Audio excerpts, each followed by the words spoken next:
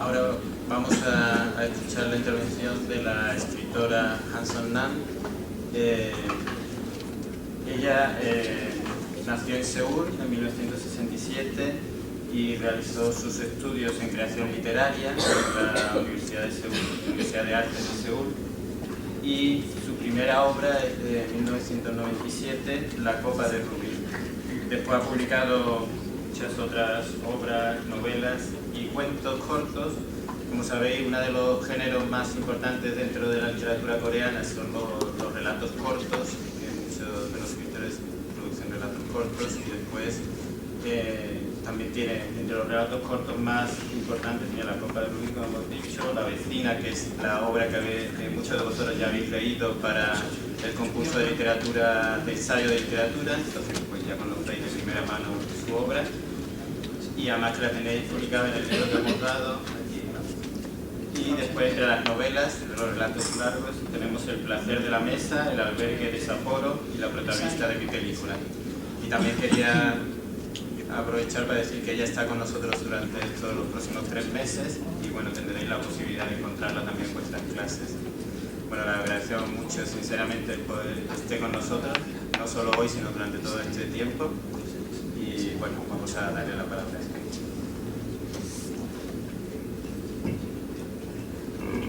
몰라. 나는 본다. 데카르트식으로 말하자면 나는 본다. 고로 나는 존재한다. 오래전에 쓴 이 문구를 다시 찾아 읽는다. 옆집 여자를 쓴 것이 1999년이었으니 그 무렵이었는지도 모르겠다. 그때로부터 시간이 흘렀지만 여전히 이 문장은 유효하다. 나는 여전히 보는 사람이다. 보고 또 본다. 이런 습관을 가지게 된 건 어릴 적 아버지에게 선물로 받은 화집 때문일지도 모른다. 17살 무렵이었다. 어린이들을 위한 명화소 회사였다. 세계의 유명한 화가들의 대표작과 짤막한 해설이 실려 있었다. 그 화집에서 벨라스케스의 시녀들을 처음 만났다.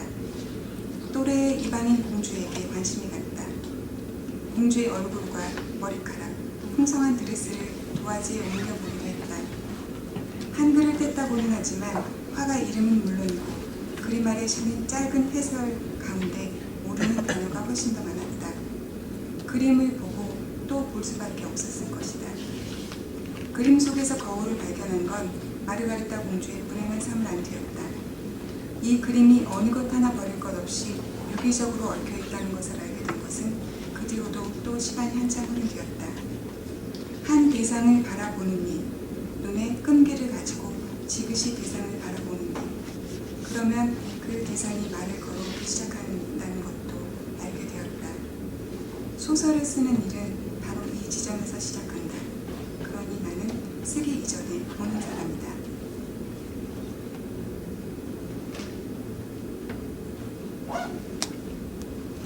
El espejo, la copa de rubín y el cosmos. Veo, o dicho a la manera cartesiana, veo, luego existo. Rescato ahora algo que escribí hace ya tiempo. Debió ser allá por 1999, porque fue más o menos cuando escribí La vecina. Desde entonces, y a pesar del tiempo transcurrido, la frase sigue teniendo vigencia. Yo he sido siempre, y sigo siendo, observadora. Tengo la costumbre de observar las cosas con detenimiento. El hábito de observar lo adquirí probablemente en mi niñez, a raíz de un regalo que me hizo mi padre. Yo tendría 6 o 7 años, y el regalo era un libro de pinturas famosas. Contenía obras representativas de pintores universales, acompañadas de breves reseñas. Aquel libro representó mi primer contacto con las meninas de Velázquez, aquellas princesas jóvenes y exóticas que despertaron mi interés. Intenté trasladar a un papel sus rostros, sus suntuosos ropajes.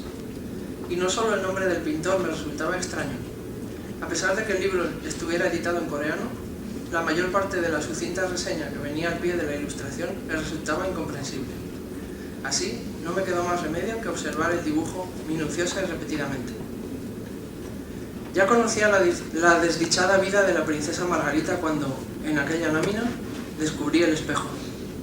Pero fue un tiempo después de aquello cuando me enteré de que todo el cuadro, hasta el último detalle, entrañaba un planificado enredo.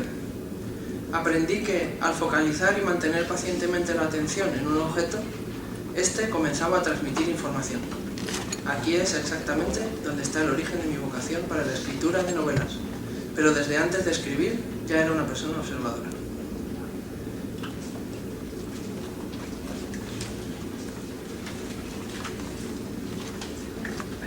어둠 속을 혼자 걸은 적이 있다. 20여 년 전 강원도의 한 산골 마을에서였다. 해가 지자 사방은 빠르게 어두워져서 마을은 금방 코앞을 분간할 수 없는 어둠에 잠겼다. 젊은이들은 모두 떠나고 나이가 든 부부들이 집과 논밭을 지켰다. 우리가 머물던 숙소에서 다음 인력까지는 걸어서 10여 분, 그 사이에 아무것도 없었다.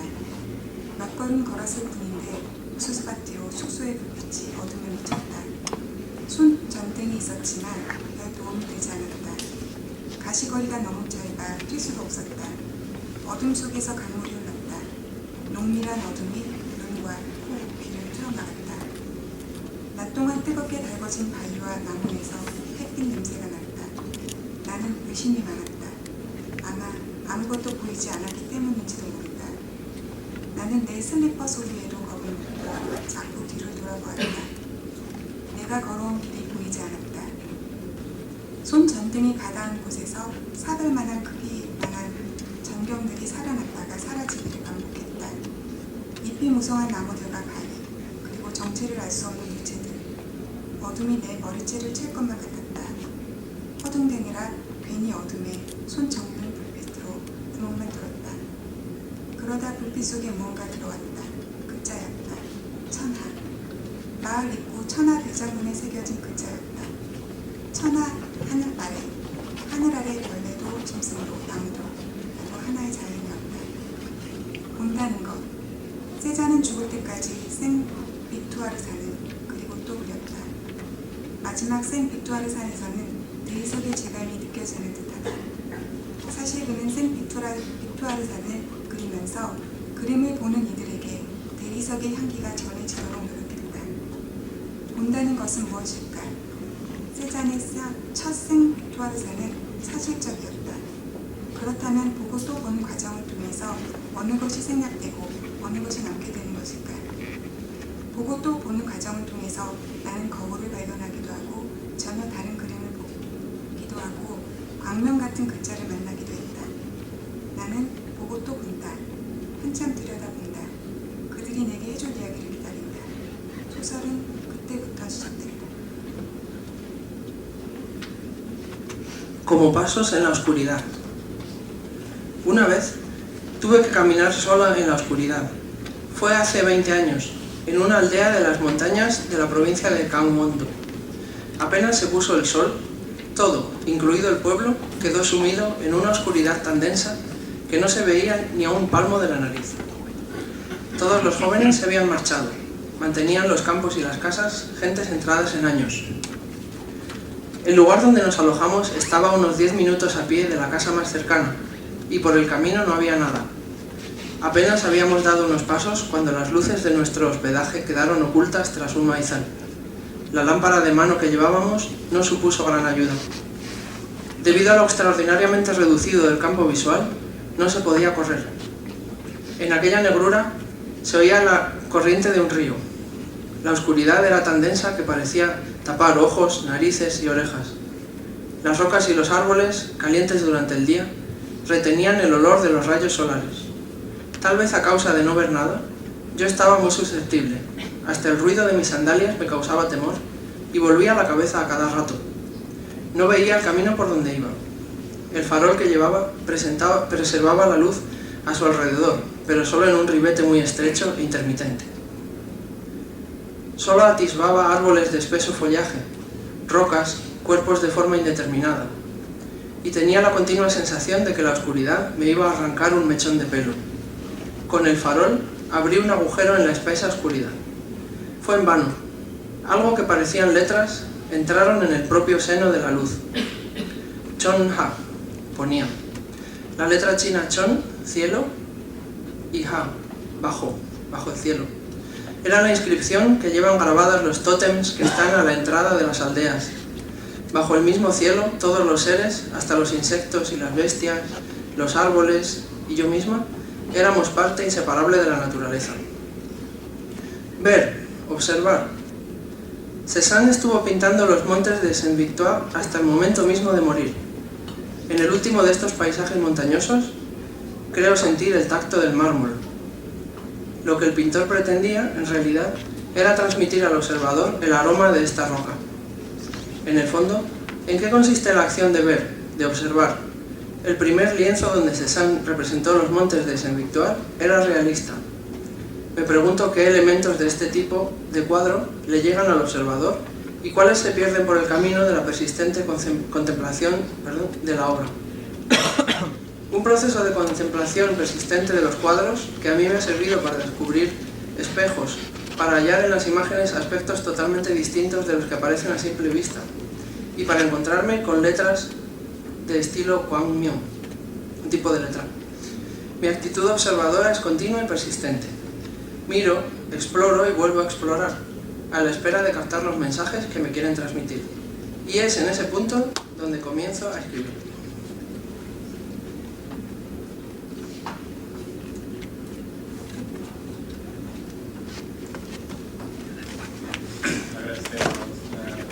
Agradecemos por su intervención.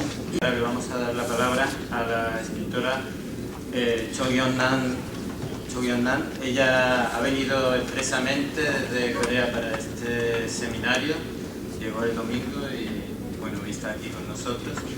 Y con motivo de su presencia entre nosotros también hemos publicado este pequeño libro con un relato suyo, que así podréis tener también acceso a su obra en español, y también un poco sobre su vida, su biografía y sobre su obra, algunos ensayos de aquí. La escritora Cho Yeon-nan nace en Seúl en 1969 y realiza sus estudios también en la Universidad de Bellas Artes de Seúl, y ya en 1996, cuando está concluyendo sus estudios, recibe un premio por su relato corto, La óptica francesa. Su obra se caracteriza sobre todo sobre su alta estética y sus descripciones muy precisas, y sobre todo también la importancia que tiene la familia dentro de sus relatos.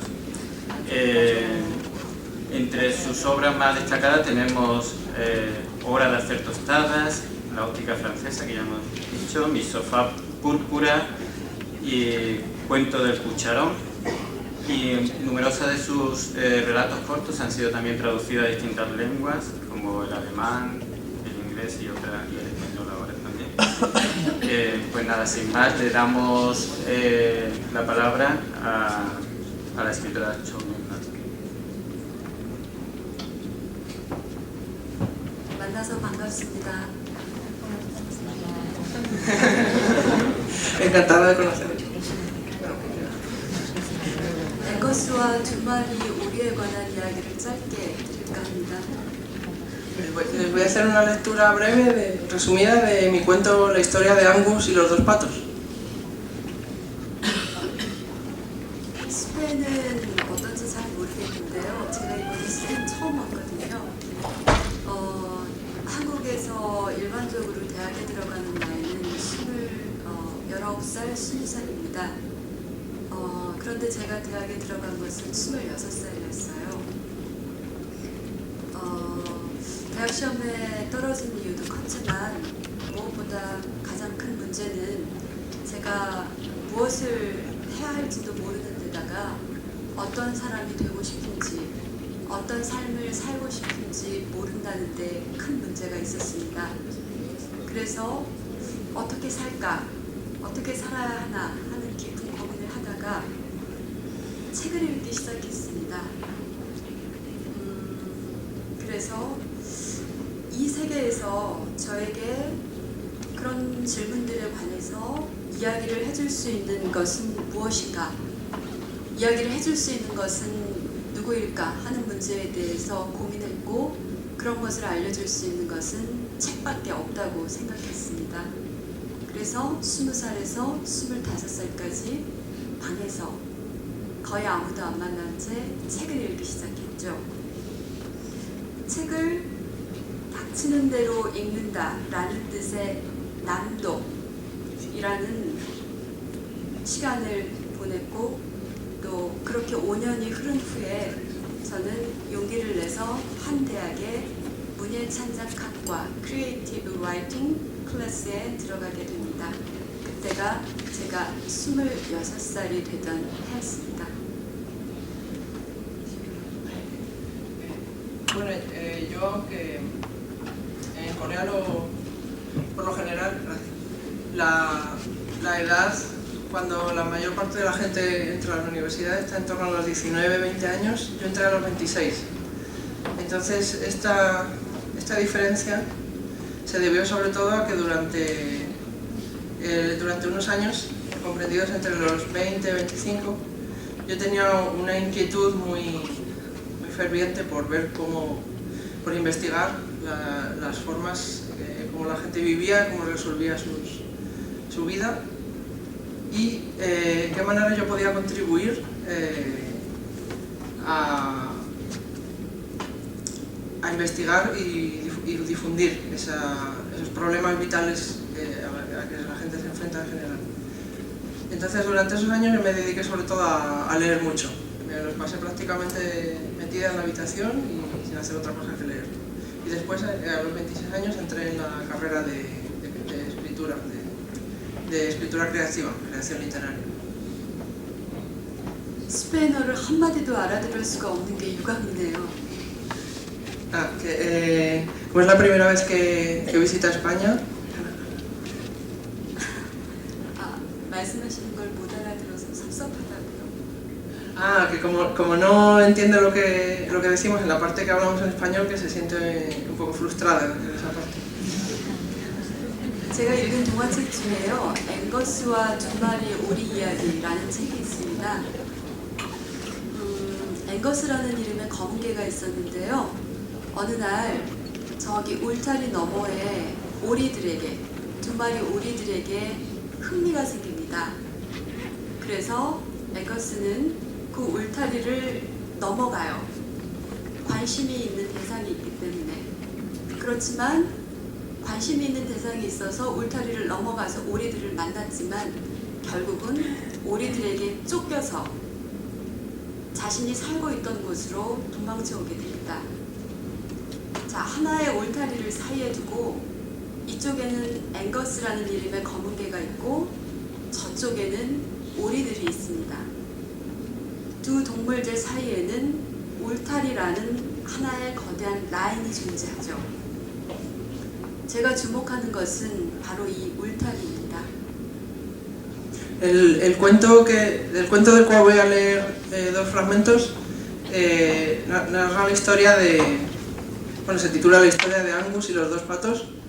Entonces Angus es un perrito de color negro que vive en un jardín, entonces está separado de un lugar de un recinto donde viven unos patos a través de una valla, que es la que separa sus dos espacios. Entonces el Angus en un momento dado siente mucha curiosidad por ver cómo es el mundo del otro lado y decide rebasar la valla. En ese momento lo que ocurre es que los patos lo echan de allí. Entonces, perseguido por los patos, tiene que regresar al mundo de donde él proviene. Y a partir de ese momento se establece como una relación entre dos mundos, el de este lado y el del otro lado, separados por una valla.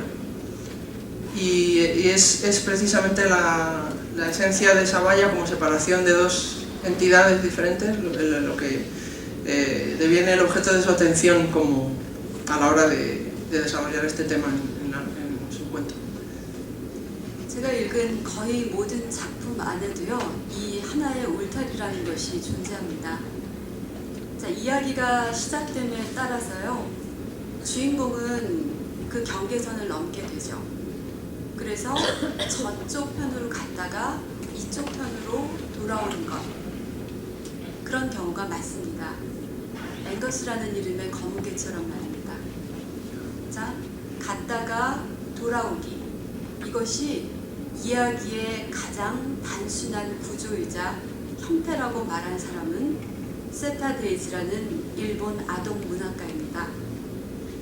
작품 안에서 이쪽과 저쪽의 경계를 넘어갔다가 되돌아오기.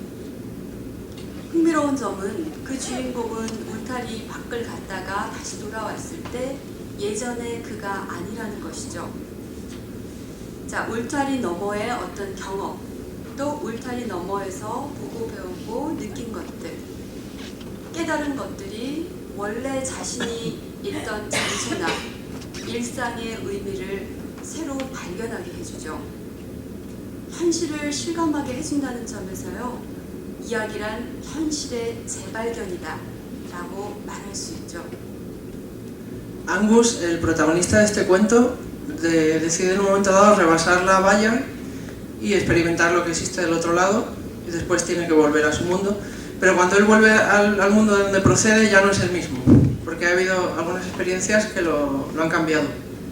Entonces esta experiencia de rebasar una muralla, un límite, y después volver a donde uno estaba, pero volver cambiado, es algo que se da muy habitualmente en la vida de las personas, y es a través de este cuento que ella quiere reflexionar sobre eso.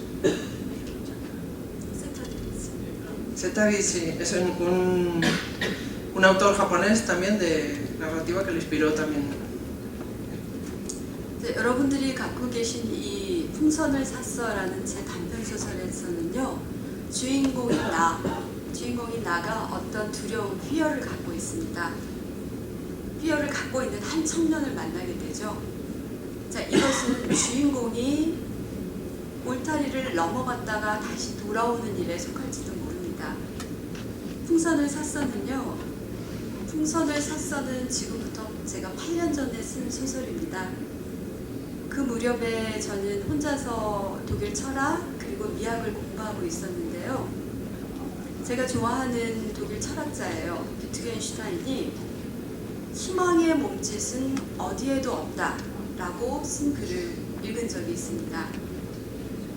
저는 그러니까 비트겐슈타인은 인간이 화난 사람처럼 행동하고 그리고 기쁘고 슬픈 사람처럼 행동하는 것은 쉬운데 희망의 몸짓은 표현하기가 어렵다 라고 말했어요.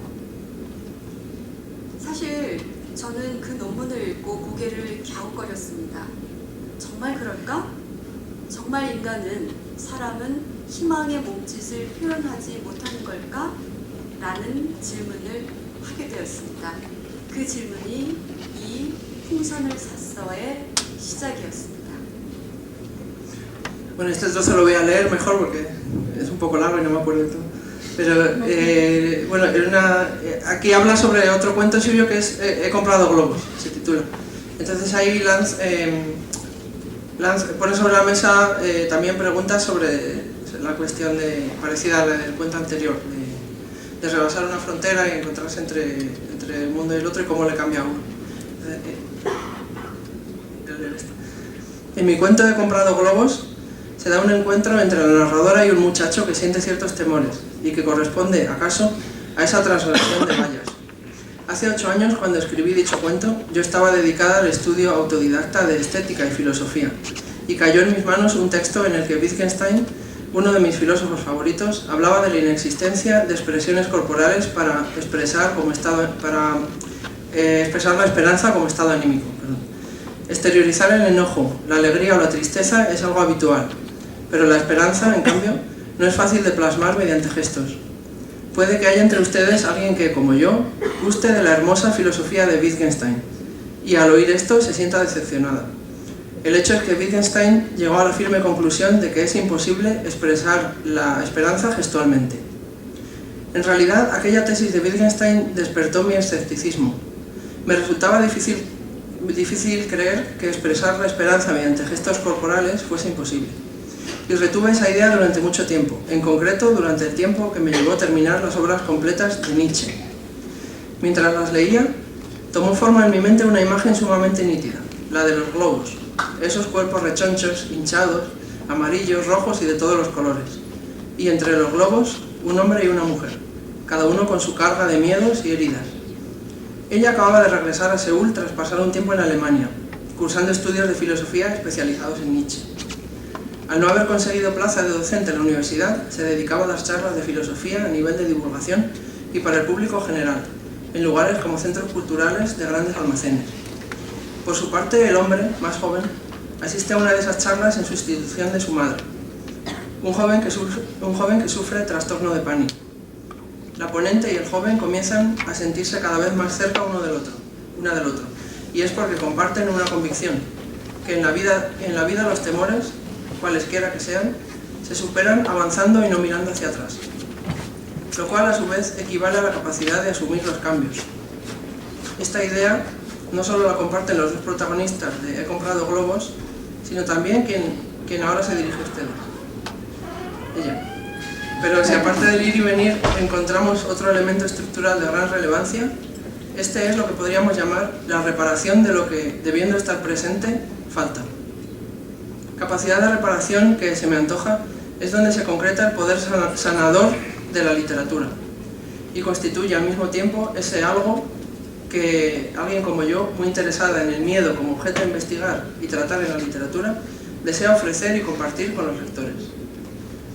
En la última escena del cuento, los dos personajes, uno junto al otro, contemplan cómo unos globos rechonchos y redondeados se elevan hacia el cielo. Mi deseo como escritora era que esta escena, a través de la imagen de los personajes, representase para algunos lectores una expresión gestual de la esperanza.